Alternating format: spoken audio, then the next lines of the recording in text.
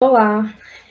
o título desse trabalho, então, é Antropologias Periféricas, um olhar sobre a etnografia e a etnohistória na Venezuela, um trabalho feito por mim, Beatriz Oliveira Vieira, e teve como orientador o Christian Teófilo, do Departamento de Estudos Latino-Americanos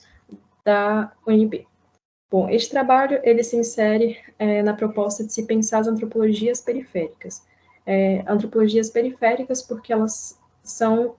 feitas fora de um contexto hegemônico que é feito as antropologias centrais. As antropologias centrais, para o Roberto Cardoso de Oliveira, então, seriam aquelas antropologias feitas tanto nos Estados Unidos, quanto na Inglaterra, quanto na França.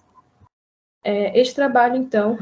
tem como proposta refletir sobre a produção e investigação antropológica feita na Venezuela, sobretudo no contexto de transformação do século XXI, advindo da Revolução Bolivariana. Para isso, foi feito um recorrido sobre a forma que foi construída a antropologia na Venezuela, a sua institucionalização e a sua profissionalização. E o que se notou é que existe uma grande participação das antropologias centrais nesse processo, o que acabou fazendo com que as universidades de antropologia fossem uma extensão de impulsos provenientes dessas antropologias centrais, dificultando até mesmo o reconhecimento de uma tradição própria da antropologia nesse país. Bom, é tanto que o que vai ser colocado como crítica é que essa antropologia feita até o século XX na Venezuela é uma antropologia de reconstruções de clichês e também de grande dificuldade de se pensar o país e o seu cenário nacional. Bom, já no século XX, o que notamos é a Revolução Bolivariana, né, que vem junto com a ascensão do Hugo Chávez ao poder, que trouxe transformações profundas na sociedade e que vinha de um discurso, portanto, participativo, multiétnico e inclusivo, e que acabou trazendo muita esperança e muitas expectativas para a comunidade, para a sociedade e também para os antropólogos, principalmente no que diz respeito à visibilidade e ao reconhecimento dos direitos dos povos indígenas,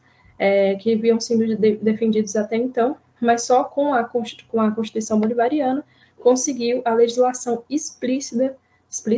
dos direitos dos povos indígenas, respaldado então na proteção da sua cultura, no seu território, o que não existia até então. Esse cenário, na verdade, o que acontece é uma frustração, porque essa aproximação entre o governo e os direitos indígenas tiveram dias contados, já que